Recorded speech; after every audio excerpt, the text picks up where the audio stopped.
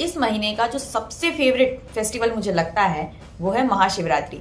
लेकिन क्या आपने कभी सोचा है कि महाशिवरात्रि आखिर मनाई क्यों जाती है? हम सब जो प्रचलित धारणा हम सबके मन में है वो सिर्फ ये कि माता पार्वती और शिव जी का विवाह हुआ था, इसलिए महाशिवरात्रि मनाई जाती। लेकिन हमारे पुराणों में इसके पीछे और भी बहुत से रहस्य है कि महाशिवरात्रि आखिर क्यों मनाई जाती है। तो आइए जानते हैं कि महाशिवरात्रि क्यों मनाई जाती है, क्योंकि सबसे पसंदीदा त्योहार है ये हमारा, तो इसका रहस्य तो जानना पड़ेगा। तो आइए जानते हैं। सबसे प्रचलित मान्यता तो ये है कि माता पार्वती और शिव जी का इस दिन विवाह हुआ था।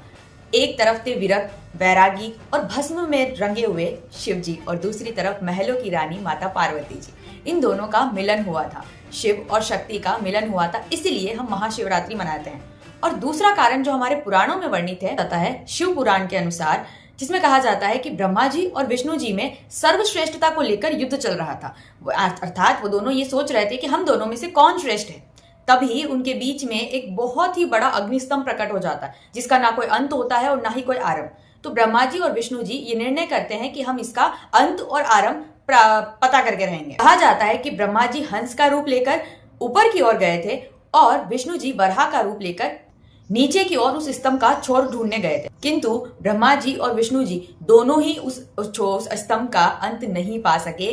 तब शिव जी स्वयं प्रकट होते हैं और पुराणों में कहा जाता है कि ये जो घटना घटित हुई थी वो फाल्गुन कृष्ण चतुर्दशी को घटित हुई थी और इसे ही महाशिवरात्रि कहा जाता है। और पुराणों में महाशिवरात्रि का एक और महत्व बताया जाता है, वो है भगवान शिव का तांडव नृत्य।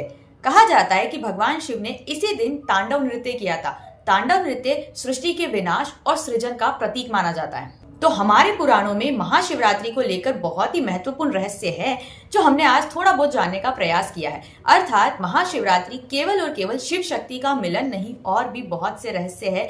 तो मुझे कमेंट में जरूर बताना कि क्या आप ये रहस्य पहले से जानते थे और आपको मेरी जानकारी कैसी लगी, ये मुझे कमेंट में जरूर बताना।